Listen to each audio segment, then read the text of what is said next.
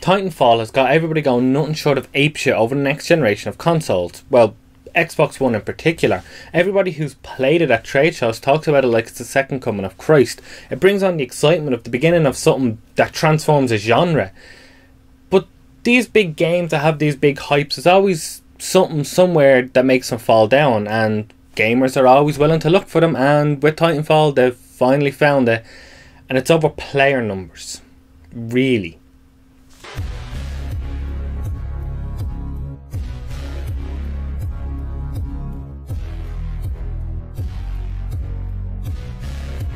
Yeah, so EA has come out recently and said that Titanfall will be 6v6 multiplayer, and the response, this game is gonna suck. Over player numbers. Right, well, I for one think that it's all down to the balance of mechanics to make a great game. Unfortunately, a lot of gamers have become obsessed with numbers in recent times to judge whether a game will be good or not. So for example, if a game is only 2 hours long like Gone Home, that makes it inevitably bad. So let me counter that by saying a game like Duke Nukem Forever, that's a long game for a shooter. Did that make it any better? And then you think of things like polygon counts or vectors, or whatever you want to use to describe visual fidelity. So you have a game like, say, Beyond Two Souls, which is a really good looking game, but the story and the pacing, they fall down. And then compare that with another game that's story focused like The Walking Dead. It doesn't look nearly as good, does it? But is it a better game? Of course it is.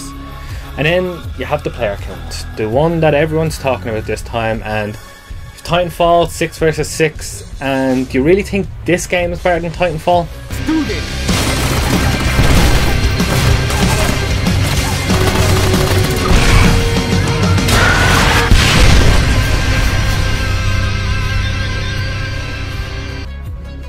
Yeah, didn't think so.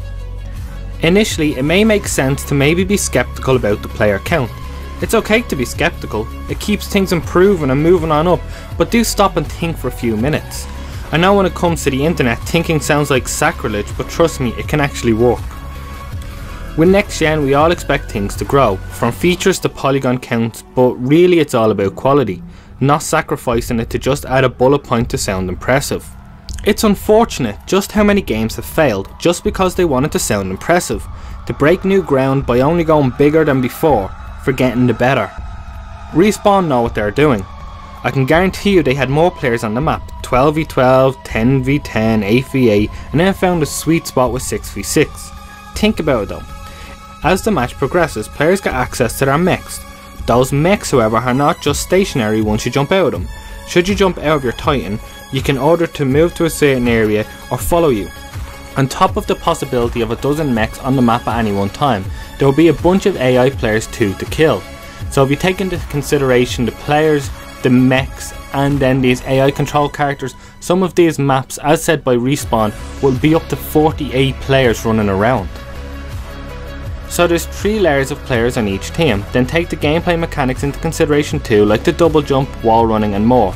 That's before you even consider game modes and changes to the tactics in the moment-to-moment gameplay.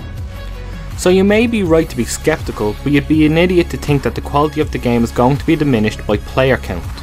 I remember spending my teenage years playing online shooters, and the largest player count I ever really reached was 16 in Halo 2, and those modes weren't even my favourite.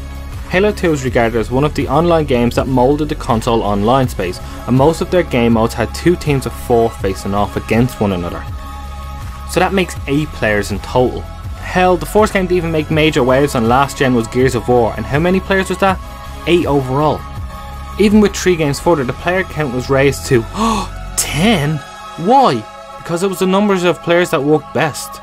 It's not a technical limitation either. Just because the tech is there doesn't mean it needs to be utilised to its full potential. Products fail because people use everything at their disposal, just cause. A truly good or even great game knows what to trim and what to include. But hell, maybe I'm wrong. Maybe the player count will cause fast gameplay with slow and barren encounters. What if a team decides just to hold up on one part of the map and the other team spend most of the match just looking for them? Then again, I'm sure the team at Respawn have thought about that and have implemented the AI in a way to populate the entire map. I'll be honest with you, I'm just saying this to give another side of an open dialogue, but I think we all know what the case is going to be. But then again, how do you all feel about the player count? Does it actually matter to you, or is it all about the mechanics in place? Who knows, once we see players get used to this new concept of free running mechs together, we may see advancements on current choices. If Respawn see and know that their players are becoming more adept with their mechanics, what's stopping them from making bigger maps and more player count? None. So stop whinging and looking for something to complain about and mark March 14th on your calendars.